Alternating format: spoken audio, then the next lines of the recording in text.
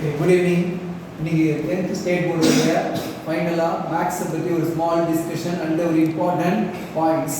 First board எக்ஸாம்ல நீங்க எழுதக்கூடிய ஃபர்ஸ்ட் क्वेश्चन பாத்தீங்கன்னா ஜியோமெட்ரி பொறுத்த வரைக்கும் tangents or similar triangles இந்த ரெண்டுல ஒரு சம் கண்டிப்பா இந்த மாடல்ல கண்டிப்பா ரெண்டு சம்ல ஒரு மாடல் வந்துரும். tangents similar triangles tangents நீங்க போடும்போது நிறைய பண்ற தப்பு என்னன்னா டயாமீட்டரா ரேடியஸா பார்க்கிறதுல அவசரத்துல போடுறீங்க.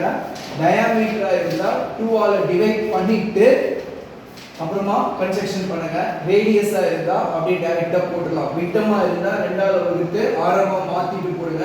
ஆரமா இருந்தா அப்படியே போடுங்க. அதே போல ரெண்டு டயகிராம் போடுறோம். ரஃப் ஃபிகர் 1 ட்ரூ ஃபிகர் 1 உண்மை படம் அப்புறமா மாதிரி வரைபடம் சொல்லுவாங்க மாதிரி படம். அப்ப அதுல நீங்க நிறைய பேர் என்ன பண்றீங்கன்னா இந்த டான்ஜென்ட் தொடுகோடு போடும்போது இந்த அளவுகளை குறிக்கிறது இல்ல. அதனால ஒரு மார்க் போயிடுது. அத ஞாபகமா வரும்போது மேக்ஸ் எக்ஸாம்ல 3 சென்டிமீட்டர்னா 3 சென்டிமீட்டர்ஸ் இது 5 சென்டிமீட்டர்ஸ் உதவி பட முடியும். கண்டிப்பா அந்த மெஷர்மென்ட்டை நீங்க கண்டிப்பா எழுதி ஆகணும். பட் சிமிலர் ட்ரையாங்கிள்ஸ் போடும்போது முக்கோணம் படம் போடும்போது எந்த மெஷர்மென்ட்டுமே கிடையாது, அளவீடுகள் கிடையாது. வெறும் ட்ரையாங்கிள்ஸ் மட்டும் நீங்க போட்டீங்கன்னா போதும். வரைமுறை எழுதணும்னு அவசியம் கிடையாது. ஸ்டெப்ஸ் ஆஃப் கன்ஸ்ட்ரக்ஷன் உங்க ஸ்கூல்ல எழுத சொன்னாங்கன்னா எழுதுங்க. பட் அது இஸ் நாட் ஏ கம்பல்சரி. நீங்க டயகிராம் பென்சில் நல்லா ஷார்ப் பண்ணிட்டு போடுங்க. பெருங்கால் வரைக்கும் முடிஞ்ச வரைக்கும் ரப்பர் யூஸ் பண்ணாம நல்ல பென்சில்ல ஷார்ப்பா மெலிசான ஒரு டயகிராம் போடுங்க. First question you attend the geometry. Next கிராஃப்ல ரெண்டு மாடல் இருக்கு, வேரியேஷன், பாரபோலா. வேரியேஷன் தான் இருக்கிற ஈஸியான மாடல். இதுல தப்பு வரதுக்கு சான்சஸ் கிடையாது. அவங்களே மேக்ஸிமம் டேப்லெட் காலம் கொடுத்துருவாங்க. இல்லைன்னா ஒரு சின்ன டேப்லெட் காலம் நீயே ஃபார்ம் பண்ண வேண்டியிருக்கும். ஒரு ஈஸியான மாடல். வேரியேஷனை செலக்ட் பண்ணிக்கோ. பாரபோலா போடுற மாதிரி இருந்தா நமக்கு டைம் அதிகமாகும், தப்பாகிறதுக்கு சான்சஸ் அதிகமா இருக்கு. அதனால இதை செலக்ட் பண்ண வேண்டாம். வேரியேஷனை செலக்ட் பண்ணு. வேரியேஷன் ஏதாவது தப்பு வர மாதிரி இருக்குது உங்களுக்கு புரியலன்னா பாரபோலால போங்க. பாரபோலால போகும்போது பாத்தீங்கன்னா அதுலயே ரெண்டு மெத்தட் இருக்கு. ஒன்று கிராஃப் போட்டுட்டு நேச்சர் ஆஃப் அந்த ஜீரோவோட தன்மைகள் எப்படி இருக்குன்னு சொல்லி எழுதணும், அது ஒரு மாடல். இன்னொன்று பாத்தீங்கன்னா ஒரு ஈக்குவேஷனை வச்சு இன்னொரு ஈக்குவேஷனுடைய ஆன்சர் கண்டுபிடிக்கணும். அது இன்னும் கொஞ்சம் கஷ்டமா இருக்கும்.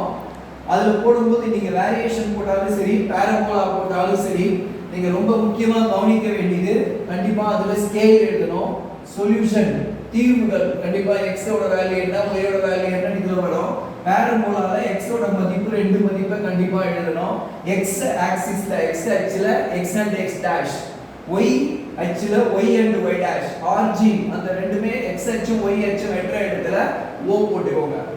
நெக்ஸ்ட் சாப்டர் 4ல நீங்க பண்ற தப்பு என்னன்னா தியரம் வந்தாலும் சரி சம்ஸ் வந்தாலும் சரி பிராக்கெட்ல ரீசன் எழுதுறது கிடையாது. அந்த ரீசனை ஞாபகமா எழுதுங்க. ரீசன்னா என்னன்னா alternate interior angles, corresponding angles, angle similarity, அந்த போல ரீசனை என்ன ரீசனோ அதை பிராக்கெட்ல கண்டிப்பா எழுதணும். பிதாகரஸ் தேற்றம், தேல்ஸ் தேற்றம், அது குறித்து அது என்ன இருக்கோ அது பிராக்கெட்ல கண்டிப்பா இந்த சாப்டர் பொறுத்த வரைக்கும் எழுதுங்க. டயகிராம் கண்டிப்பா போட்டாகணும். டயகிராம் போட்டு தான் இந்த சம்ம சாப்டர் 4ல போட போறோம். நெக்ஸ்ட் சாப்டர் 7ல பாத்தீங்கன்னா அதாவது ட்ரிகோனோமெட்ரிலயும் டயகிராம் கம்பல்சரியாக டயகிராம் போட்டாகணும். சரி சாப்டர் 6 இங்க இருக்கு ட்ரிகோனோமெட்ரி. சாப்டர் 6ல டயகிராம் கம்பல்சரி. இதுல பாத்தீங்கன்னா என்ன ப்ராப்ளம் கிரியேட் ஆகுதுன்னா எது 30 எது 60. இது எலிவேஷன் ஏற்ற கோணத்துக்கான டயகிராம். எப்பவுமே ஹைட் கம்மியா இருக்கும்போது கோணம் கம்மியா இருக்கும், ஹைட் அதிகமா இருக்கும்போது கோணம் அதிகமா இருக்கும். இது 90 டிகிரி. நீங்க எடுக்கும்போது ABC ஒரு முக்கோணம், ABD ஒரு முக்கோணம், செங்கோண முக்கோணம் மட்டும் தான் எடுக்கணுமே தவிர இந்த முக்கோணத்தை எடுக்க கூடாது. Actually trigonometry is only applicable for right angle triangle, not applicable for other triangles. அதே சமயம் this is elevation diagram ஏற்ற கோணம். இறக்க கோணம் வரும்போது பாத்தீங்கன்னா அதே போல இதே சேம் டயகிராம் இந்த ஹரிசாண்டல் லைன் கண்டிப்பாக போட்டாகணும்.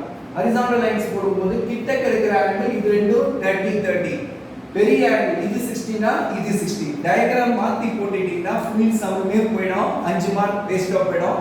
டயகிராம் ரொம்ப இம்பார்ட்டன்ட். இதுலயே எடுக்கும்போது triangle ABC and ABE and AC D தான் எடுக்கணுமே தவிர இந்த ட்ரையாங்கிள் எடுக்க கூடாது. மூணாவது வந்து பாத்தீங்கன்னா சப்போஸ் இந்த கப்பல் படகு கப்பல் சம்லாம் வரும்போது இந்த டவர் ரெண்டு போட் இங்க இருக்குன்னா இது 90 டிகிரினா டிக்ரீசிங் ஆர்டர் இறக்கத்துல தான் வரணும். இது 60 இது 30, இங்க 30 இங்க 60 வரக்கூடாது. ஏன்னா இங்க 90 இருக்கு. அப்ப இது 90 60 30 இந்த மாடல் டயகிராம் நீங்க கரெக்ட்டா போட்டாலே ஆன்சர் வந்துரும்.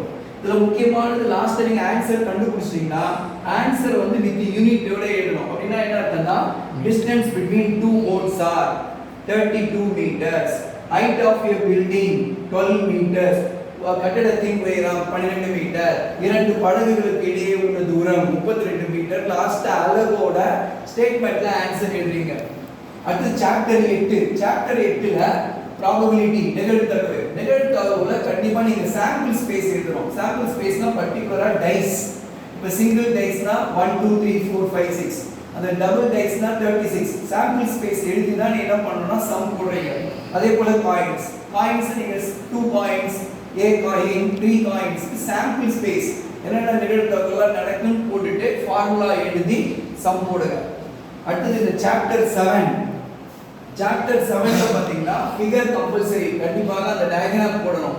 டயகிராம் போடும்போது அந்த லாஸ்ட்ல டயகிராம் போடுறீங்க. டயகிராம் மட்டும் போட்டீங்கன்னா போறாது, அதுலயே அந்த மெஷர்மென்ட் எழுதணும். ரேடியஸ் 7 சென்டிமீட்டர், ஸ்லாண்ட் ஹைட் சாய் உயரம் 13 சென்டிமீட்டர்ஸ், அந்த மாதிரி அந்த அளவுகளும் கண்டிப்பா டயகிராம்ல குறிக்கணும். லாஸ்ட்ல ஆன்சர் எழுதும்போது கண்டிப்பாக யூனிட்டோட தான் எழுதணும்.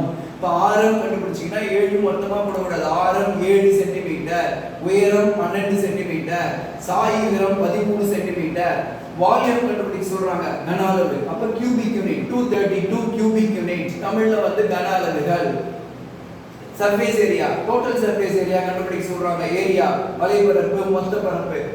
ஸ்கொயர் யூனிட் இங்கிலீஷ்ல ஸ்கொயர் யூனிட், தமிழ்ல வந்து பாத்தீங்கன்னா சதுர அளவுகள். சிம்பிள். கியூப் சென்டிமீட்டர்னா சென்டிமீட்டர் கியூப், மீட்டர்னா மீட்டர் கியூப், சென்டிமீட்டர்னா சென்டிமீட்டர் ஸ்கொயர், மீட்டர்னா மீட்டர் ஸ்கொயர்.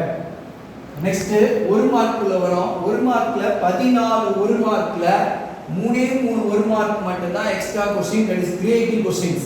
பேலன்ஸ் இருக்கிற 11 क्वेश्चनவே புக்குக்கு பேக்ல இருக்கிற क्वेश्चंस தான். புக் பேக் क्वेश्चन நல்லா நீங்க பின்னாடி படிச்சிட்டீங்கன்னா கண்டிப்பா உங்களால 11 மார்க் உங்களால ஸ்கோர் பண்ண முடியும்.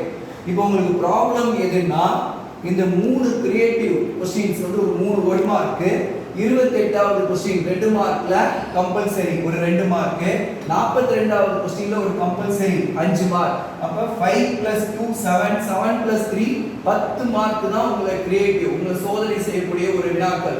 மிச்ச 90 மார்க்குகள் வந்து பாத்தீங்கன்னா ஈஸியா உங்களால எடுக்க முடியும். மேத்ஸ் எக்ஸாம் பொறுத்தவரை நீங்க முக்கியமா செய்ய வேண்டியது 2.5 மணி நேரத்துல இருந்து 2.25 மணி நேரத்துக்குள்ள அந்த எக்ஸாம் முடிச்சிட்டீங்கன்னா லாஸ்ட்ல அட்லீஸ்ட் ஒரு 15 to 20 மினிட்ஸ் நீங்களே போட்ட கணக்கை கரெக்டா செக் பண்ணிட்டீங்கன்னா, மல்டிப்ளிகேஷன் டிவிஷன் ஃபார்முலா யூனிட்ஸ் இதை செக் பண்ணிட்டீங்கன்னா நீங்களே கரெக்ஷன் பண்ண முடியும். உங்களுடைய மார்க் கண்டிப்பா இன்க்ரீஸ் பண்ண முடியும். ஒரு ஈஸியான வெயிட் பண்ணிட்டு இருக்கு.